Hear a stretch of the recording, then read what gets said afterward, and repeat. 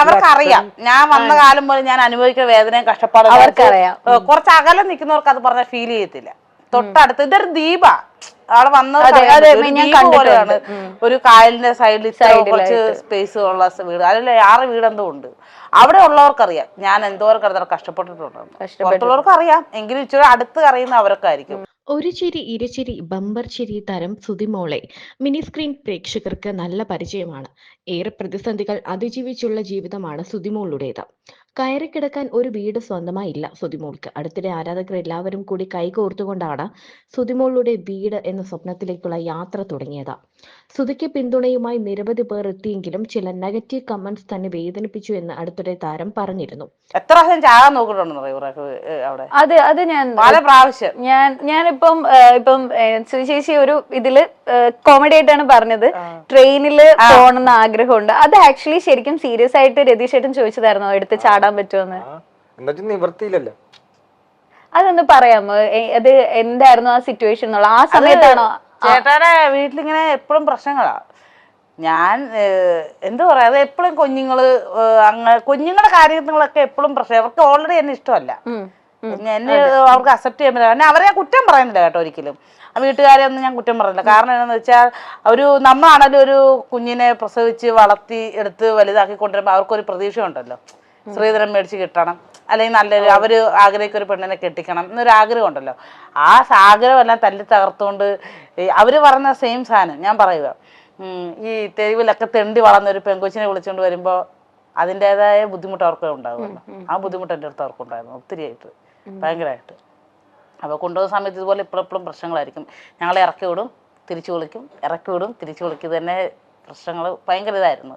ആ സമയത്ത് ഞങ്ങൾക്ക് ഒന്നാമത് കാരണം ഞാൻ വീട്ടിൽ നിന്നെല്ലാം ഉപേക്ഷിച്ച് ഇറങ്ങി പോകുന്നതല്ലേ. അപ്പോൾ എനിക്ക് തിരിച്ച് വീട്ടിലോട്ട് ചെല്ലാൻ പറ്റത്തില്ല. അപ്പോൾ ഇവിടെ നിന്നും ഇല്ല അവിടെ നിന്നും ഇല്ല എങ്ങും ഇല്ലാത്ത സിറ്റുവേഷൻ ചേട്ടാ എൻ്റെ അടുത്ത് വീട്ടിൽ നിന്ന് ഇറങ്ങിയപ്പോൾ എല്ലാ ആളുകളൊക്കെ പറഞ്ഞ് വാടി നമ്മൾ ജീവിക്കും, ഇവരുടെ മുന്നിൽ നമ്മൾ ജീവിച്ച് കാണിക്കും, നിങ്ങൾ ഞൊടിച്ചൊക്കെ കാണിച്ചു. അപ്പം ഞാൻ വിചാരിച്ച സെറ്റ് അപ്പൊ തന്നെ മക്കളായിട്ട് ഇറങ്ങി. അന്ന് അവന്മാർ 2 പേരും ഉള്ളു കേട്ടോ, കുഞ്ഞുങ്ങളെ. അവര് 14 വയസ്സിന് വ്യത്യാസം ഉണ്ടല്ലേ.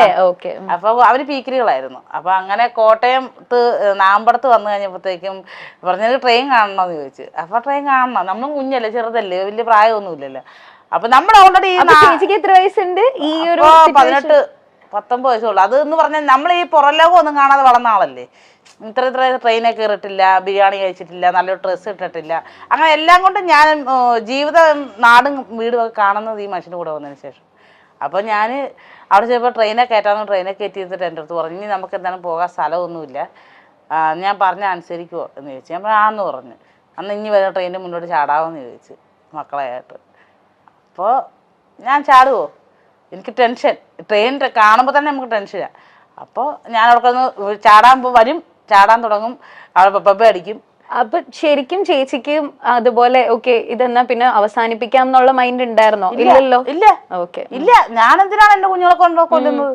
ഞാനങ്ങനെ ചിന്തിച്ചില്ല. ഞാൻ അപ്പോഴും വിചാരിച്ചത് എങ്ങനെയും ജീവിച്ച് കാണിക്കണം, ആ ഒരു മെന്റാലിറ്റി എൻ്റെ ഉള്ളിൽ കിടന്നു വെച്ചത്. ജീവിക്കണം. ഇപ്പൊ ഇവര് പറയും ചേട്ടായിക്ക് ശ്രീധരൻ മേടിച്ച് മാലയൊക്കെ കിട്ടാതെ വരുമ്പോൾ ചേട്ടായുടെ കുടുംബത്തിൽ എല്ലാവർക്കും മാലയൊക്കെ കല്യാണം കഴിച്ചുകൊണ്ട് കിട്ടിയിട്ടുണ്ട്. ശ്രീധരൻ ആണുങ്ങൾക്ക് മാല ഇടുന്നവരും അങ്ങനെ ഒന്നും ചേട്ടായിക്ക് കിട്ടാത്തത് എന്നെ കിട്ടിയവന്റെ പേരിലാണെന്ന് പറഞ്ഞിട്ട് എപ്പോഴും ഇങ്ങനെ കരുതാം. അപ്പോൾ അതൊക്കെ മാറ്റി വെച്ചും നമ്മൾ ജീവിച്ച് കാണിക്കണം എന്നൊരു ചിന്താഗതിയാണ്. അപ്പോൾ ഞാൻ ചാടൂല്ലാതെ അങ്ങോട്ട് കിടക്കുന്നത് ബബ്ബ കളിച്ചപ്പോൾ അവിടെ ഒരു റെയിൽവേ പോലീസുകാരുണ്ടല്ലോ, അവർ വന്നിട്ട് ചോദിച്ചു. അപ്പോൾ ഇന്നത്തെ പക്വതയൊന്നും അന്നില്ലല്ലോ. അപ്പൊ ഞാൻ വെട്ടി വിളിച്ച് പറഞ്ഞു ഈ മനുഷ്യനെ കൊല്ലാൻ നോക്കാന്നൊക്കെ പറഞ്ഞു. അങ്ങനെ മനുഷ്യന്റെ മുഖത്ത് നോക്കിയിട്ട് അങ്ങനെ പറഞ്ഞു ചേച്ചി. ആരാധകർ നൽകിയ സ്നേഹവും സഹായവും കൊണ്ട് മുൻപോട്ട് പോകുന്നതിന്റെ ഇടയിലാണ് താരത്തിന് അപകടം പറ്റിയത്.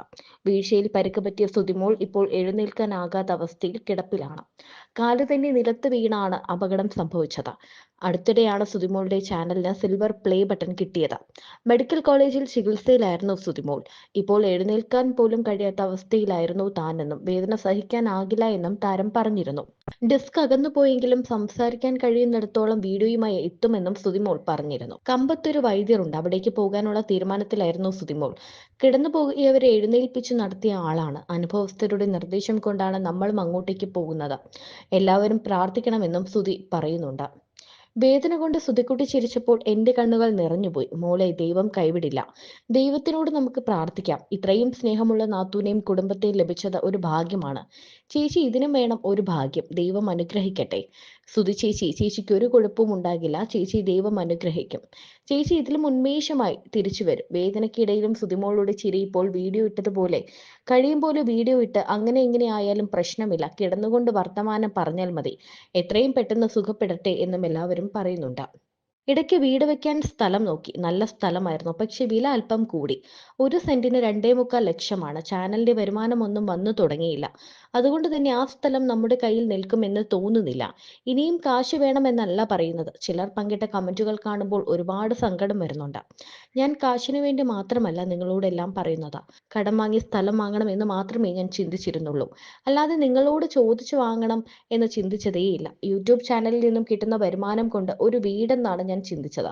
പക്ഷേ ഒരു റാണി മാത്യു എന്നാൽ ഇട്ട കമന്റ് എന്നെ ആകെ തളർത്തി. എന്നെക്കാളും മോശമായി ജീവിക്കുന്ന എത്രയോ ആളുകളുണ്ട്, നാണമില്ല എന്നൊക്കെയാണ് ആ ലേഡി ചോദിച്ചത്.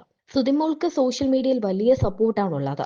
അതിനിടയ്ക്ക് വീട്ടിൽ യൂട്യൂബ് ചാനൽ Set ചെയ്യണം. ഇതെല്ലാം കൂടെ ആവുമ്പോഴത്തേക്കും കുനുകുനു നോക്കുമ്പോ എനിക്ക് വീട്ടിലെ കാര്യം നോക്കണം. അതോ ഇങ്ങനെ മക്കളെ നോക്കണം, ഇങ്ങനെ നോക്കണം. മക്കളെ അത്ര പാടില്ല. മക്കളെ കൊണ്ട് കുഴപ്പമില്ല.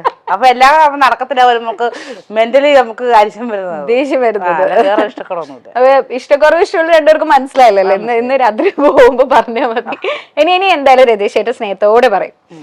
നെക്സ്റ്റ്, സ്നേഹം വരുമ്പോഴും ദേഷ്യം വരുമ്പോഴും അങ്ങോട്ടും ഇങ്ങോട്ടും എന്താണ് വിളിക്കുന്നത്? ഞാൻ ചേട്ടായി എന്ന് വിളിക്കും. ദേഷ്യം വരുമ്പോ എന്റെ പൊന്നു മോശനെ വിളിക്കും. അങ്ങനെ വിളിക്കും. രതീഷേട്ടനോ? ഞാൻ എന്നാലും എന്താടിയെന്ന് ആ സമയത്തൊക്കെ ഇടിയെന്ന് വിളിക്കുള്ളൂ. ദേഷ്യം വരുമ്പോ മാത്രമേ ഇടിയെന്ന് വിളിക്കുള്ളൂ, പെണ്ണെന്ന് വിളിക്കുള്ളൂ. അല്ലെങ്കിൽ പെണ്ണേന്ന് വിളിക്കും. അത്രേ ഉള്ളൂ. പെണ്ണെന്ന് വിളിക്കുന്നത് ഇഷ്ടം. പിന്നെ ഇടിയെന്ന് ഇങ്ങനെയുള്ള പ്രശ്നങ്ങളൊക്കെ വരുമ്പോ പ്രത്യേക ചില സാഹചര്യങ്ങൾ വരുമ്പോ പിന്നെ എല്ലാരും ഈ ഇന്റർവ്യൂലൊക്കെ വന്നെന്ന് പറയും, ഞങ്ങള് ഉത്തമയായ ഭാര്യയും ഭർത്താവാണ്, ഞങ്ങൾ വഴക്കൊന്നും ഉണ്ടാക്കത്തില്ല, നല്ല കുട്ടികളാണ്. ഞങ്ങൾ അങ്ങനത്തെ കുട്ടികളൊന്നും അല്ല. അത്യാവശ്യം ഇടിയല്ല, വാഗൊണ്ടൊക്കെ എല്ലാരും അങ്ങനെയൊക്കെ ഇവിടെ പറയുമ്പോ ആൾക്കാരൊന്നും പറയില്ല. നിങ്ങൾ വാക്കുകൾ കൊണ്ടൊക്കെ ഏറ്റുമുട്ടാറുണ്ട്. ഏറ്റുമുട്ടാറുണ്ട്, അത് കൈ കൊണ്ടല്ലെന്നേ ഉള്ളൂ. കൈ കൊണ്ട്. അതാണ് ഏറ്റവും നല്ല കാര്യം, അത് കൈ കൊണ്ടല്ലോ. എനിക്ക് പിടിച്ചാ കിട്ടിയില്ലെന്നുണ്ടെങ്കിൽ തലയും ചൊറിയും ഞാൻ മെയിൻ സാധനമാണ് ചേട്ടാ. തലയിലിങ്ങനെ പിടിച്ചാൽ എനിക്ക് അങ്ങനെ മുടി വലിച്ചു പിന്നെ പ്രശ്നമായി വരികയാണെങ്കിൽ നേരെ വണ്ടി എടുത്തിട്ട് പൂക്കളെ എവിടേക്കെങ്കിലും ഒന്ന് പോയി ഒന്ന് റിലാക്സ് പോകുമ്പോ പോയൊരു 15 മിനിറ്റ് കഴിയുമ്പോ വിളി തുടങ്ങും, എവിടെ വന്നില്ലേ വന്നില്ലേ. അപ്പൊ പിന്നെ അതുകൊണ്ട് പിന്നെ എല്ലാ ഭർത്താക്കന്മാരും പുറത്തോട്ടൊക്കെ ഇറങ്ങുമ്പോഴത്തേക്കും ഭാര്യമാര് കുത്തിയതുകൊണ്ട് എവിടെയാണ് മനുഷ്യനെ നിങ്ങൾ വരുന്നില്ലേ, ചോറ് തിന്നട്ടെ, ഞങ്ങൾ ഒരുമിച്ച് ഇന്ന് ചോറ് തന്നെ ഇറങ്ങൂല കേട്ടോ. ഇല്ല, അങ്ങനെ വൃത്തിയുടെ ശീലം ഞങ്ങൾക്ക് ഇല്ല. ഈ പുറത്തോട്ട് പോയി കഴിയുമ്പോ വിശക്കുന്നുണ്ടാ തിന്നായിരിക്കും. ഞാൻ വെളുപ്പിലായിട്ടുള്ള ഉണ്ടാക്കുന്നു. 4 മണിയാകുമ്പോ ചോറ് വെക്കും, കറി വെക്കും, ചായക്കൂടി ഉണ്ടാകും, സർവ്വ സാധനം ഉണ്ടാക്കും. ഭർത്താവ് വന്നിട്ട് പൂമുതുവരക്കിൽ ഇരുന്ന് ചോറ് വന്നിട്ട് ആളൊന്നുമല്ല ഞാൻ. എനിക്ക് വെച്ചത് ഞാൻ എടുത്ത് തിന്നും, വേണമെങ്കിൽ വന്നാൽ വന്നിട്ട് തിന്നോണം, അത്രേ ഉള്ളൂ. വിളമ്പി കൊടുക്കും, അത്രേ ഉള്ളൂ. അല്ലാതെ നമ്മള് വലിയ പക്വതയായ അതൊന്നുമില്ല.